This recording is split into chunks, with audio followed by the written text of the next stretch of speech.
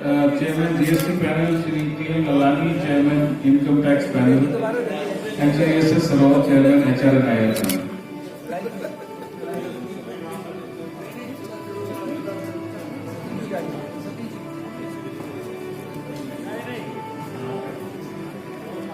My request है जितने भी कैमरा पर्सन है प्लीज थोड़ी जगह दे दीजिए सो दैट बाकी सब देख सके पीछे से क्या हो थोड़ा साइड में हो जाएगी प्लीज सो दैट सब लोग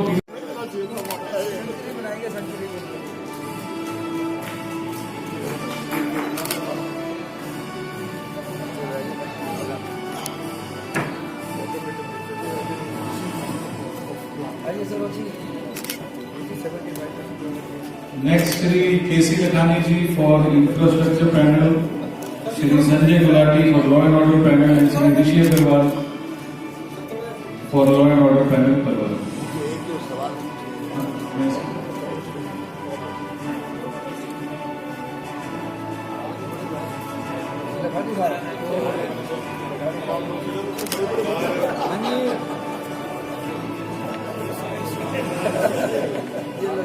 इसका बंद लगा दो इसका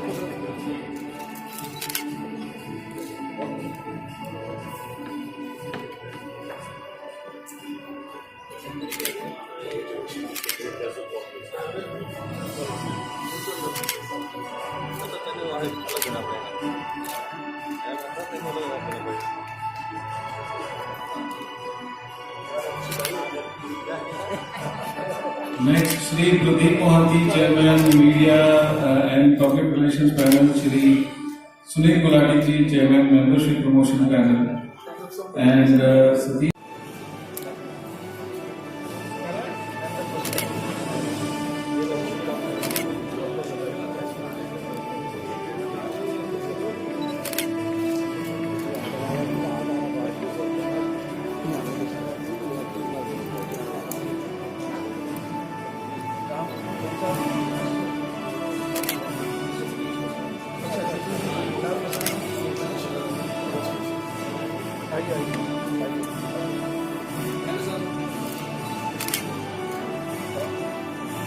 Next, Shri S.K. Jain, Shri S.K. Taneja.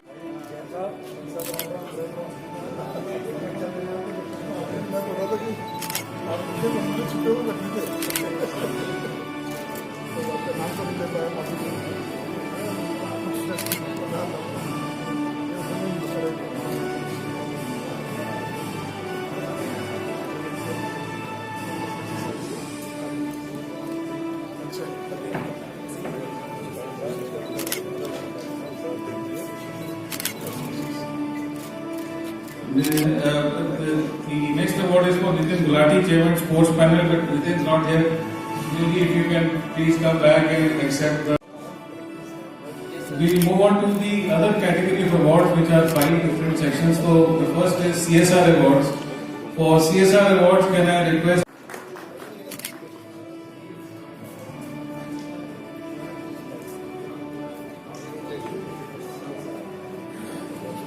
Vivek?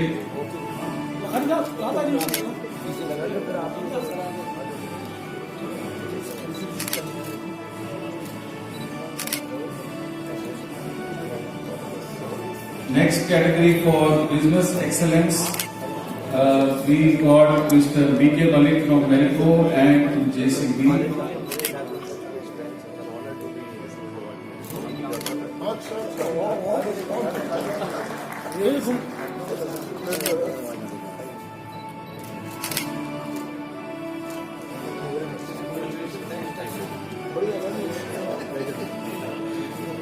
Mr. Malik.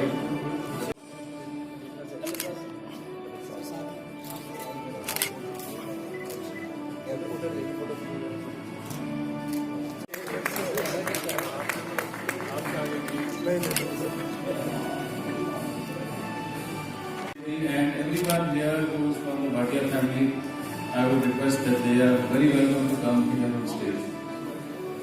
आइए नरेंद्र जी, आइए जी।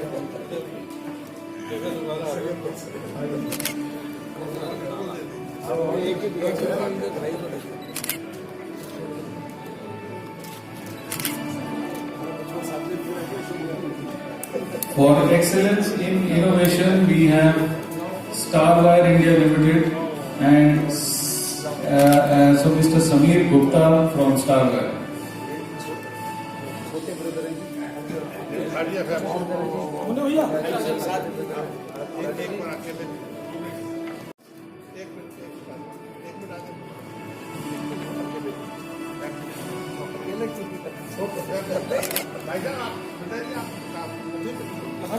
आप भी इधर थे।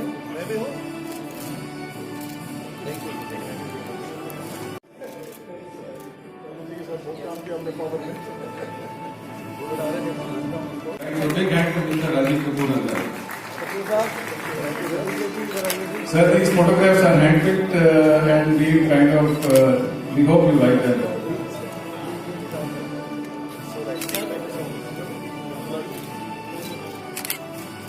भाई हाथ चलिए। Lifetime achievement award. A big round of applause, please. The families of the winners are also invited on stage, so please.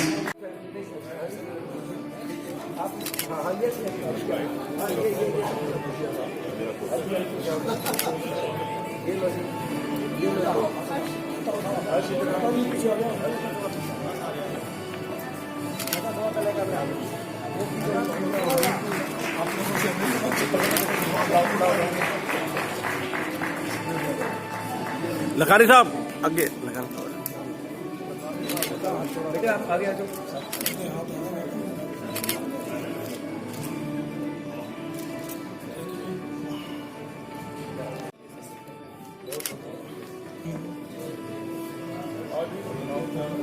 यार मेरी फोटो तो ये ले रहे बैठ के अपने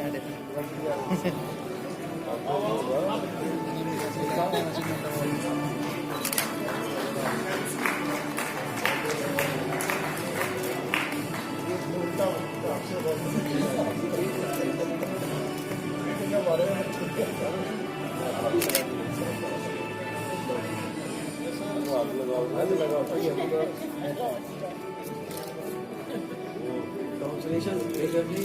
Thank you very much.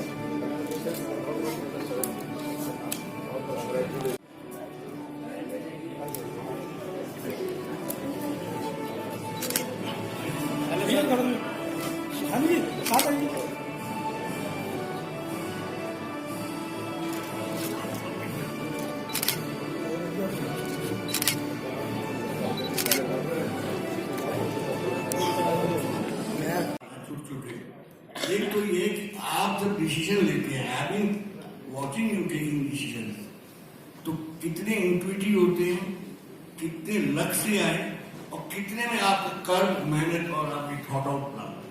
एक सवाल। दूसरा, पुलिस आप हैं, पुलिस हमारे पीएम है, पर हमारे गवर्नमेंट की गाड़ी तो इलेक्शन में उलझी हुई है। Do you think police will not be diverted because of the election strategies they have to follow every day, every evening, every morning? Thank you. कभी कोई चाहे वो परिवार के पक्ष में था, अगेंस्ट में था, सबसे पहले ऑर्गेनाइजेशन को उत्तम समझा, जो ऑर्गेनाइजेशन के हित में था वही डिसीजन लिया। मेरा ये मानना है कि ऑर्गेनाइजेशन की ग्रोथ के साथ ही हम सबकी ग्रोथ है। ऐसा मैं अपने सारे हमारे एम्प्लॉय फैमिली मेंबर को भी बोलता हूँ कि भाई ओनरशिप रखो, आप अपना डिसीजन ले लो। अगर कोई, हम लोग में क्या गारंटी है कि अगर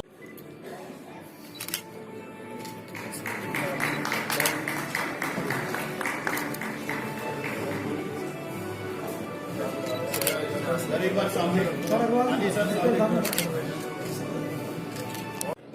अब ललाने जी हुए, जी हुए, कितने, ये तो हमारे पूजनीय हैं, आदरणीय मैं बोलूंगा, हमारे मित्र हैं। सतीश भाई, एक एक नाम लेने लगूं, भाटिया जी, नरेंद्र जी, जिन्हें उनके नाम मेरे को याद नहीं है, बट मैंने बताया कि पुराना जुड़ा है मेरा रिश्ता और बचपन से लेकर के मैंने यहाँ से सीखा है काफी काम। पूजनीय स्वर्गीय श्री फकीर चंद जी सिंगल जी से, गर्ग साहब से, मित्तल साहब से बहुत कुछ सीखा और अप्लाई करता रहा। सर 10 साल बाद का भारत का औद्योगिक स्वरूप किस तरह से देखते हैं? मैं हमारी जो ऑटो इंडस्ट्री की बात कर रहा हूँ, पहले तो ओवरऑल के अंदर में 5 ट्रिलियन इकोनॉमी है इसलिए मैं पूरी तरह से इसके समर्थन में हूँ और मुझे पूरा विश्वास है ये होगा और अवश्य होगा। और पर कैपिटा इनकम बढ़ेगी, जीडीपी के हिसाब से पर कैपिटा इनकम बढ़ते बढ़ते हम लोग आगे बढ़ेंगे। और ऑटो इंडस्ट्री की मैं बात करूं, जिससे मैं जुड़ा हूं, अभी तक जो पिछले 40 साल में हम लोग 4 मिलियन कार पर पहुंचे हैं। मैं समझता हूं कि आगे आने वाले 10 साल में हम 8 से 10 मिलियन कार पर पहुंचेंगे। और इसी तरीके से टू व्हीलर जो इंडस्ट्री है वो लगभग आज हम 18 मिलियन पर हैं और मैं समझता हूँ 30 मिलियन पे लगभग 10 साल में आगे पहुंचे। मिंडा साहब, एक ग्रेप सिस्टम जो लागू होता है दिल्ली एनसीआर के लिए बहुत बड़ी समस्या है इंडस्ट्री की। ग्रेप सिस्टम पॉल्यूशन को कंट्रोल करने के लिए जनसेट बंद करा दिए जाते हैं, भट्टी बंद करा दी जाती है, कोयले का उपयोग बंद करा दिया जाता है। तो आपको क्या लगता है इसका इम्पैक्ट इंडस्ट्री के ऊपर, उनके जो क्लाइंट्स हैं उनके ऊपर, जो कस्टमर्स हैं, कितना पड़ता है? इंटरनेशनल मार्केट में वो लोग पीछे हो जाते हैं जब उनका 1 महीने के लिए 2 महीने के लिए बंद हो जाता है। तो क्या लगता है आपको कि गवर्नमेंट को इस बारे में कहाँ तक और कितना सोचना चाहिए? देखिए, एनवायरनमेंट, जैसे मैंने मेरे उद्बोधन में भी बताया, एनवायरनमेंट बहुत जरूरी है, हम सबके लिए बहुत बड़ी ड्यूटी है। तो गवर्नमेंट का ये जो इनिशिएटिव है एनवायरनमेंट का, ये बहुत सराहनीय है और ये होना चाहिए। अब ये बात आती है कि कैसे होना चाहिए। ये हमेशा हम कहते हैं कि इंडस्ट्री और गवर्नमेंट मिलकर के प्लानिंग बनाए इसकी, कि क्या क्या इनके पेन एरिया हैं इंडस्ट्रीज के, कैसे उसको दूर किया जाए, कैसे गैस की अवेलेबिलिटी, कहीं तो अवेलेबिलिटी नहीं है, कहीं जेनसेट अवेलेबल नहीं है पीएनजी के। तो ये इकोसिस्टम अभी अवेलेबल नहीं है। थोड़ा सा प्रेशर के साथ साथ अगर इंडस्ट्री के साथ पार्टनरशिप करके एक रोड मैप बनाए तो मैं समझता हूँ ज़्यादा बेटर होगा। बट ये जरूरी है, ये हमें चेंज करना। सर, आज के जो युवा हैं वो जॉब की बजाय जो है न्यू स्टार्टअप्स पे जा रहे हैं, तो किस तरह से उनका भविष्य आप देखते हैं? और एक बड़ी बात, अच्छी बात कही आपने कि मल्टीपल्स हम जो है ट्राई करते रहते हैं किसी और फील्ड में काम करने को, जो अपना फोटे है उसको छोड़कर। तो क्या एक टिप्स जो है एक सफल उद्योगपति के तौर पर उन युवाओं को देना चाहेंगे? देखिए, दोनों सेक्टर सारे जरूरी हैं। आप ये मान करके चलिए कि सिर्फ टेक इंडस्ट्री या सिर्फ आईटी इंडस्ट्री से या सिर्फ स्टार्टअप से काम नहीं चलेगा। तो मैन्युफैक्चरिंग सेक्टर एक बहुत इंपॉर्टेंट सेक्टर है।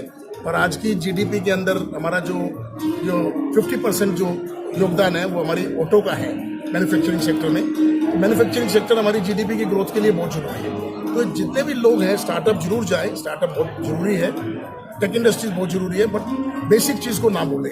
आज आप जो टच कर रहे हैं, माइक है, फोन है, ये सब मैन्युफैक्चरिंग है, कोई तो बनाएगा उसको। तो मैन्युफैक्चरिंग इंडस्ट्रीज में भी जुड़ा रहना बहुत जरूरी है। तो मैं तो